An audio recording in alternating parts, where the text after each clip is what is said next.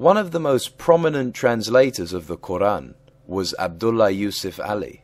While studying it carefully, I found a great number of errors with both his translations and explanations. Are these simple or deliberate errors? It is always important to point out to our listeners facts that may escape their attention. Based upon my 23 years of research, every single translation of the Quran carried by a follower of Muhammad is deliberately falsified so that the violent words and sentences are watered down to sound more reasonable and less aggressive. This is a concerted Islamic policy all over the world that continues even today in all languages to which the Quran has been translated. Abdullah Yusuf Ali is one of their worst offenders. I use the adjective worst because he was an extremely well-read and educated man who had also studied both the Hebrew Bible and the New Testament and was well versed in both of them. Nonetheless, he deliberately and repeatedly misused his knowledge to pervert both the meaning of words and the explanations of the verses from the Bible and the New Testament, as I shall show. I would like first to enumerate the following facts that are never addressed by Mohammedan scholars for obvious reasons. With their very simple and primitive religion, the pagan Arabs, including Muhammad, before he married Khadija, knew absolutely nothing about the Bible or its stories. They knew nothing about Abraham, Ishmael, Moses, Garden of Eden, the creation story, Adam and Eve, Satan or Gabriel. Without the Bible to enlighten people, the Quran cannot make sense since there are no explanations or details concerning the characters, when and where they existed and how they evolved historically. There is absolutely nothing of value in Muhammad's Quran, of concepts, precepts, thoughts or ideas that had not been plagiarized, plundered, pirated and or perverted from the traditions, fetishes and scriptures of the Jews, Christians, Zoroastrians and pagan Arabs. When the Quran was finally collected into a written book, it had no vowels and hence words could be interpreted into several different meanings, causing a lot of confusion. Because of the several different meanings that added to the diversity of different versions of the readings of the Quran, it was canonized by Uthman into his version and then had 6 others that were compiled by several of the best of Muhammad's companions destroyed. So much for Allah's eternal words. The early manuscripts of the Quran did not have diacritics, vowels, thus compromising the meaning of the words. The initial and medial nun, ta, sa, bi, and ya were all written in exactly the same way. Thus, the word bait, meaning house, could be pronounced bint, girl, nabt, plant, tibin, mulch, natub, repent. The vowels, diacriticals, necessary for the correct vocalization of the Quran were inserted by Al-Hajjaj bin Yusuf al-Thaqafi, who also added letters to the Quranic verses, thus actually altering the text as well as the meaning of the original words. Almost the entirety of the names of the biblical characters in the Quran, as well as the theological precepts and concepts, are based upon the Syro-Aramaic and Hebrew languages and are not of Arabic origin, thus are incorrectly understood and translated in the Arabic of the Quran. Words and terms are invariably created and invented by humans only if and when there is a necessity to describe an item, an object, an action, or to express a thought or a concept. The pagan Arabs, with their very simple religion, did not need or have the technical words or terms that are necessary for a much more evolved belief system as was necessitated by the Quran.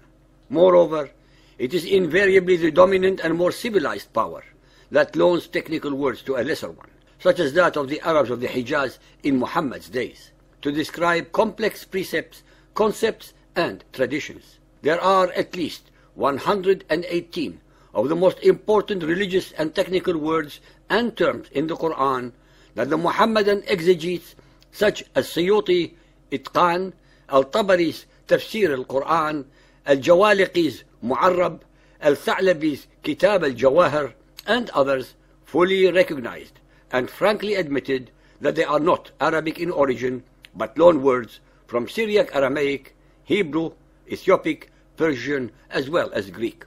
Most of the loan words in the Quran are from the Syriac Aramaic of the Christian Arabs and the Hebrew of the Judaized Arabs, especially since Muhammad was acquainted with both of them through his commercial travels to Syria and his contacts with the Judaized Arabs of Medina. Example of loan words that are found in the Quran, for which the Muhammadan philologists could not find an Arabic root, are Kalala, Ra'ina, Sijin, Tasnim, Iblis, Al-Samiri, Zanzabil, Salsabil, Ahbar, Asbat, to name just a few, which are actually Aramaic in origin, and one should not find their actual meaning in Arabic dictionaries, but in Aramaic sources. The following demonstrations represent the committed agenda by Muhammadan scholars to deliberately water down, moderate, falsify, modify, and alter the meaning of Quranic words, their grammar, or their interpretation, so as to deceive the unwary and generally ignorant readers of the Quran's Arabic language regarding the actual and true meaning of these words. Al-Baqarah 2.162. Those who reject faith and die rejecting, on them is Allah's curse and the curse of angels and of all of mankind. In Quranic Arabic, إِنَّ الَّذِينَ كَفَرُوا وَمَاتُوا وَهُمْ كُفَّارُوا are verbs in the past tense and not in the present or the future. But Abdullah Yusuf Ali deliberately changed them to the present and the future tenses, thus altering their meaning. On numerous occasions, the readers of Ali's Quran will discern his frustration at his inability to give the correct interpretation of a word or a verse by adding if, I think, perhaps, may mean. Taha 20.15. Verily the hour is coming, my design is to keep it hidden. Ukhfiha.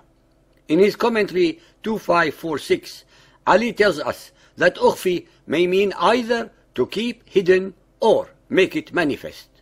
How is this logically possible to have two interpretations having opposite meanings to the same Quranic word? Al-Baqarah 2.72. Remember, you slew a man and fell into a dispute among yourselves. Both the translation and interpretation of this verse are wrong. Firstly, the word remember is not in the Arabic verse of the Quran. Secondly, in Quranic Arabic, وَإِذَا قَتَلْتُمْ نَفْسًا فَأَدْرَعْتُمْ فِيهَا. The word أَدْرَعْتُمْ is Aramaic and means abhorrence, detestation, from the root dra', and does not mean dispute among yourselves. The verse should be translated to, if you murder a person and you become abhorred by that. Ali, in his commentary number 81, uses the very Bible that had allegedly been perverted by the people of the book, attempting to explain the unexplainable. He thus exhibits an obscene level of intellectual and theological hypocrisy prevalent among the absolute majority of Muhammadan scholars. The Quran identifies Maryam, the mother of Jesus, with Maryam, the sister of Aaron and Moses and daughter of Imran. Maryam 19.27. At length she brought the babe to her people carrying him. They said, O Mary, truly an amazing thing hast thou brought. O sister of Aaron, thy father was not a man of evil, nor thy mother a woman unchaste. Al-Tahrim 66.12. And Mary the daughter of Imran, who guarded her chastity. Ali's commentary is as follows in number 2481. Aaron, the brother of Moses, was the first in the line of Israelite priesthood. Mary and her cousin Elizabeth, the mother of Yahya John the Baptist, came of a priestly family and were therefore sisters of Aaron, or daughters of Imran, who was Aaron's father. Nowhere in the New Testament is there any indication that either Mary or her cousin are descended from any priestly family, especially since her lineage, according to the fathers of the church, allegedly goes to King David. Moreover, the New Testament tells us that Elizabeth was only a kinswoman of Mary's without identifying any blood relationship. Al-Baqarah 2.104. O ye of faith, say not to the apostle words of ambiguous import, but words of respect. In Quranic Arabic, يا أيها الذين آمنوا لا تقولوا رأينا وقولوا انظرنا واسمعوا وللكافرين عذاب أليم. Ali offers the following commentary, number 106. The word disapproved is ra'ina, which as used by the Muslims means, please look at us, attend to us. But it was ridiculed by enemies by a little twist to suggest some insulting meaning. So an ambiguous word, unzurna, with the same meaning is suggested. Abdullah Yusuf Ali is grasping on straws to explain words that are Aramaic in origin and do not mean what the Muhammadan exegetes gave to them. Ra'ina means desire, attend to, watch, thought in Aramaic. The Aramaic unzurna actually means protect us. The translation of the verse should read, do not just say keep thinking of us, but also protect us. Ladies and gentlemen, there are hundreds upon hundreds more of such grammatical and linguistic errors that fill the Quran and the ignorance of its translators and commentators. Nothing in Muhammad's Quran is divine. Absolutely nothing.